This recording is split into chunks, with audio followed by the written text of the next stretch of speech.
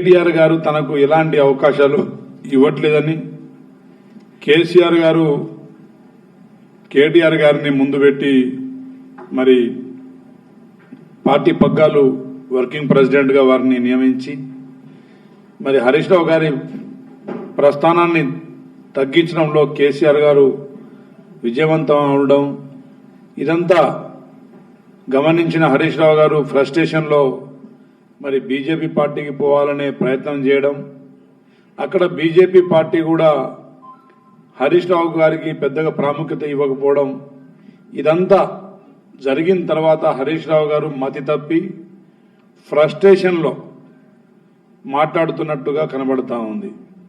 ముందుగా ముఖ్యమంత్రి గారి అనుచరులే మీనాక్షి నటరాజన్ గారి రాజ్యసభ సభ్యత్వ నామినేషన్ కి కారకులని చెప్పేసి పిచ్చి పిచ్చిగా మాట్లాడుతూ ఉన్నారు.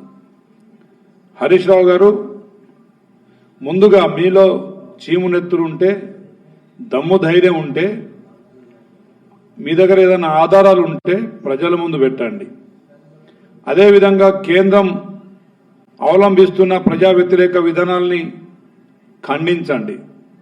10 సంవత్సరాలు కేంద్రంలో మోడీ గారిని మీరు సపోర్ట్ చేసుకుంటూ మోడీ గారు ప్రవేశపెట్టిన ప్రతి నల్ల చట్టాలకి మీరు సంఘీభావం తెలుపుకుంటూ నాటకీయంగా ఇక్కడేమో సంబంధం లేనట్టుగా మాట్లాడుతూ అక్కడ వారితోని చీకటి ఒప్పందాలతోని కాలం గడిపిన నాయకులు మీరు. మీలాగా చీకటి ఒప్పందాలతోని పోయే నాయకుడు కాదు మా రేవంత్ రెడ్డి గారు. మీనాక్షి నటరాజన్ గారి మీద ఎలాంటి ఆధారాలు లేని మరి ఆరోపణలతోని వారి రాజ్యసభ సభ్యత్వాన్ని నామినేషన్ ని రద్దు చేస్తే దాని మీద మీ ప్రతిపక్ష నాయకుడుగా కేసీఆర్ గారు కానీ మీరు కానీ ఎక్కడ మాట్లాడిన దాఖలాలు లేవు. బీజేపీ పార్టీ మరి ప్రజా వ్యతిరేక విధానాలు, మరి ప్రభుత్వ ఆ సంస్థలలో ఉన్న వాటాలని అమ్ముకుంటున్నప్పుడు మరి ఎలాంటి మీ నోరు మీరు ఓపెన్గా తెరవరు.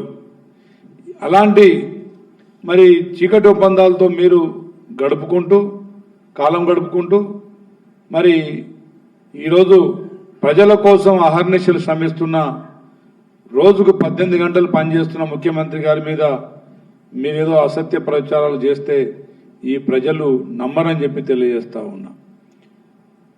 బీజేపీ పార్టీ కుట్రపూరితంగా దాన్ని సభ్యత్వాన్ని రద్దు చేసినందుకు వాటి మీద మీరు ఇమ్మీడియట్ గా స్పందిస్తే మీరు ప్రజాస్వామ్యాన్ని నిజంగా గౌరవించిన వాళ్ళు అవుతారు.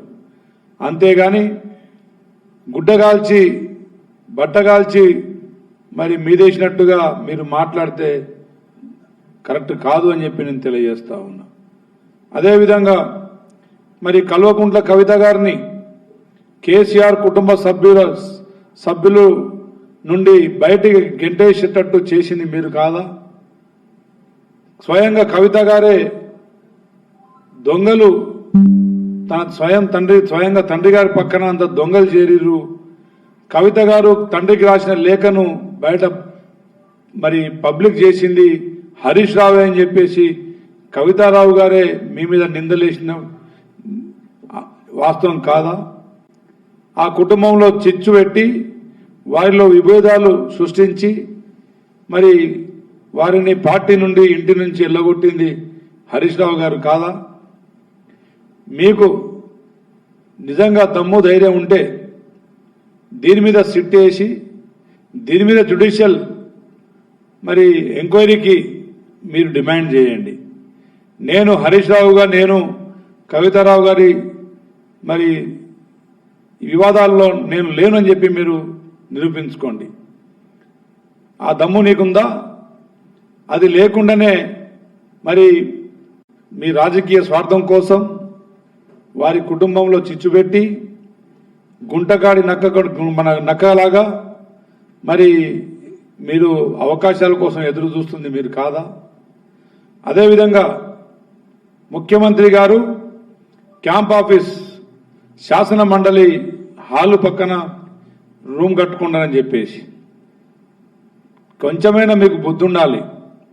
ఎక్కడైనా ప్రభుత్వ కార్యాలయాల్లో కానీ అదేవిధంగా చట్టసభలో కానీ ముఖ్యమంత్రి గారికి ఛాంబర్ ఉంటుంది, ప్రత్యేక ఛాంబర్ తప్పనిసరి ఉంటుందని సంగతి మీకు తెలియదా?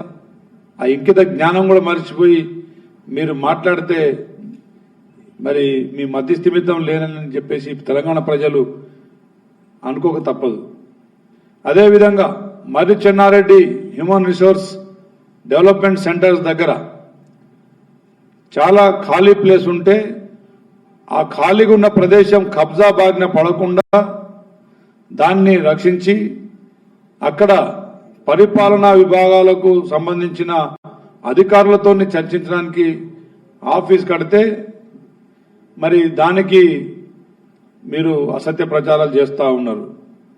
మీలాగా కేసీఆర్ గారిలాగా 1000 కోట్లతోని ప్రగతి భవన్ని కట్టుకొని ఏనాడు ఆ ప్రగతి భవన్లో ఉండకుండా ఫామ్ హౌస్ ఎర్రవల్లి ఫామ్ హౌస్కి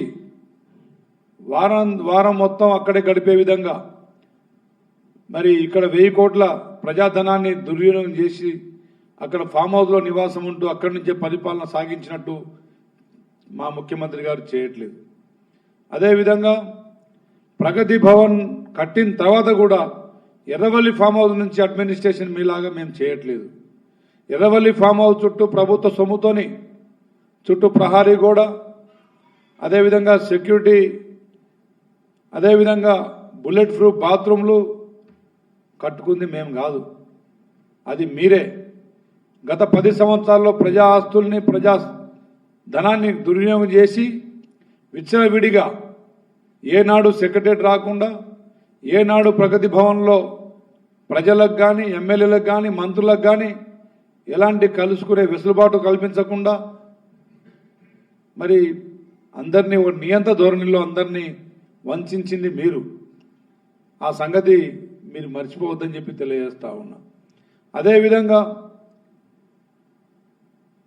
విద్యా సంస్థలు స్కూళ్ళు 12వ తారీఖున మరి శుక్రవారం అవుతుంది, తెల్లవాడితే సెకండ్ సాటర్డే సండే ఉందని చెప్పేసి 15వ తారీఖున స్కూల్ రీఓపెనింగ్ అని ప్రభుత్వం ప్రకటిస్తే దాన్ని కూడా రాజకీయం చేసే స్థాయికి నువ్వు దిగజారినవంటే ఇక నీ మానసిక స్థితి ఎంత దిగజారిందో ఈ తెలంగాణ ప్రజలకు అర్థమవుతుంది.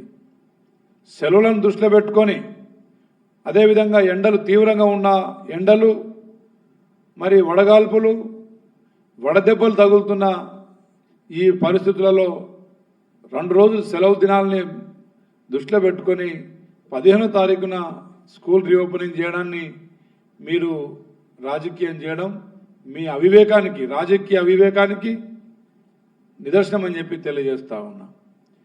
ఈరోజు ముఖ్యమంత్రిగా 2.5 సంవత్సరాల్లో, కేవలం 2.5 సంవత్సరాల్లో మీరు 10 సంవత్సరాల్లో చేసిన అభివృద్ధి కంటే 100 రెట్లు, అదేవిధంగా మీరు ఇచ్చిన ఒక రైతు బంధుతోనే 10 సంవత్సరాలు కాలయాపన చేస్తే ఈరోజు దాదాపు 5-6 హామీలు ప్రజలకు ఎలాంటి అవినీతి లేకుండా ప్రజలకు చేరవేసే దాంట్లో విజయవంతంగా ప్రభుత్వాన్ని ముందు తీసుకెళ్తున్న ముఖ్యమంత్రి గారు రేవంత్ రెడ్డి గారు. రేవంత్ రెడ్డి గారి మీద నమ్మకమే మొన్న సర్పంచ్ ఎన్నికల్లో కానీ, మున్సిపాలిటీ ఎన్నికల్లో కానీ, జూబ్లీ హిల్స్ ఎన్నికల్లో కానీ ప్రజలు ఇచ్చిన తీర్పుతోనైనా మీ కళ్ళు తెరవకపోతే ఇక మిమ్మల్ని తెలంగాణ ప్రజలు క్షమించరని చెప్పేసి నేను తెలియజేస్తున్నా. ఇప్పటికైనా నిరంతరం కష్టపడి ఆర్థిక ఇబ్బందుల్ని కూడా అధిగమించి ఇటు రిటైర్మెంట్ అయిన ఉద్యోగస్తులకు బెనిఫిట్స్ ఇస్తూనే, రైతులకు సకాలంలో ధాన్యం కొనుగోలు చేస్తూనే, విద్యార్థులకు మరి యూనిఫామ్స్ అందిస్తూనే మరి 99 రోజుల ప్రజాపాలనను సక్సెస్ఫుల్గా విజయవంతంగా ప్రజల్లో అధికారులను తీసుకెళ్లి ప్రభుత్వ పథకాలని ప్రజలకు వివరిస్తూనే ప్రజా సంక్షేమాన్ని, సంక్షేమ పథకాలని, అదేవిధంగా మరి అభివృద్ధి పనులను సమీక్షించుకుంటూ ముందుకు పోతున్న ముఖ్యమంత్రి గారిని మీరు విమర్శిస్తే మీరు ఆకాశం మీద ఉంచినట్టు అది మీ మీదనే పడుతుందని చెప్పేసి తెలియజేస్తా ఉన్నా. ఇప్పటికైనా హరీష్ రావు గారు, మీరు ఎన్ని అసత్యపు మాటలు ప్రచారం చేసినా, ఎన్ని మీరు ప్రజల్లో మీ గురించి, మీ కుటుంబ సభ్యుల గురించి, మీరు చేసిన అవినీతి గురించి ఈ తెలంగాణ ప్రజలు ఇంకా మర్చిపోలేదనే విషయాన్ని గుర్తుపెట్టుకోవాలని తెలియజేస్తా ఉన్నా. మీరు ఎన్ని పొర్లు దండాలు పెట్టినా, మీరు ఎన్ని అబద్ధాలు ఆడినా హరీష్ రావు గారికి అదేవిధంగా కేసీఆర్ కుటుంబ సభ్యులు అధికారం ఇవ్వరని చెప్పేసి మర్చిపోవద్దని చెప్పి తెలియజేస్తున్నా. ఏదేమైనా ప్రజల్లో నిజాయితీగా ఉండడానికి ప్రయత్నం చేయండి. అబద్ధాలని ప్రచారం చేస్తే మీరు నిజం చెప్పినా నమ్మని పరిస్థితిలో తెలంగాణ ప్రజలు ఉంటారని చెప్పి నేను భావిస్తున్నా. తెలంగాణ ప్రజలు చైతన్యవంతులు, ఉద్యమ స్ఫూర్తి ఉన్న ప్రజలు. ఈ ప్రజలు విఘ్నతతోనే మీరు మాట్లాడే ప్రతి అబద్ధాన్ని గమనిస్తూ ఉన్నారు. భవిష్యత్తులో కూడా మీకు కర్రు కాల్చి వాతలు పెట్టే రోజులు దగ్గరలో ఉన్నాయి. కష్టపడే ముఖ్యమంత్రిగా రేవంత్ రెడ్డి గారు ఈరోజు దేశంలోనే తెలంగాణ మోడల్ని చూపించుకునే విధంగా, ప్రపంచ దేశాలతో పోటీ పడే విధంగా ఆహర్నిశలు పెట్టుబడుల కోసం, ఉపాధి ఉద్యోగ అవకాశాల కోసం ఈరోజు ఆర్థిక పరిస్థితిని మెరుగుపరుస్తూ ప్రజలకు పథకాలని, అభివృద్ధి పనుల్ని 10 సంవత్సరాల్లో మర్చిపోయిన విషయాల్ని మళ్ళీ ప్రజలకు చేరవేస్తుంటే మీరు జీర్ణించుకోలేక ఈ అబద్ధాల మీద అబద్ధాలు, అబద్ధాల మీద అబద్ధాలు. మీ పేరు కొన్ని రోజులైతే హరీష్ రావు కాదు అబద్ధాలు రావు అని అనుకునే స్థాయికి మీరు దిగజారుతున్నారు.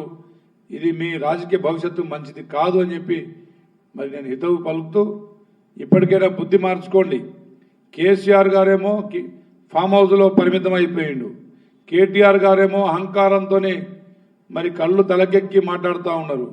హరీష్ రావు గారేమో అబద్ధాలే పనిగా పెట్టుకొని మరి అసత్య ప్రచారాలు చేస్తూ ఉన్నారు. ఇప్పటికైనా భవిష్యత్తులో ఈ దేశంలో ప్రజాస్వామ్యం ఉండాలంటే, రాజ్యాంగ విలువలు కాపాడబడాలంటే రాహుల్ గాంధీ గారిని ప్రజలు ఈరోజు ప్రధానిగా కోరుకునే పరిస్థితి ఉంది. అదేవిధంగా పరిస్థితిలో ఉన్నాం. అదేవిధంగా దేశ ఆర్థిక వ్యవస్థ సంక్షోభంలో దిగజార్చే విధంగా ఆడ మోడీ పనిచేస్తుంటే మీరు నోరు విప్పరు. ప్రజాస్వామ్యాన్ని కూని చేసి ఓటు చోరీకి పాల్పడితే మీరు మాట్లాడరు. ఇప్పుడు సీటు చోరీకి పాల్పడితే కూడా మీరు ఎక్కడ నోరు విప్పరు. కానీ ప్రతినిత్యం రేవంత్ రెడ్డి గారి మీద అభాండాలు, నిందలేయాలి. అదేవిధంగా రాజకీయంగా మీరు లబ్ధి పొందాలనే కుట్ర తప్ప మరొక లక్ష్యం మీకు లేదు. తెలంగాణ ప్రజల సంక్షేమం మీద కూడా మీకు ఎలాంటి చిత్తశుద్ధి లేదనే విషయం ప్రజలకు అర్థమవుతా ఉంది. తప్పకుండా మీకు బుద్ధి చెప్తారని చెప్పి తెలియజేస్తూ ముగిస్తున్నా. Thank you.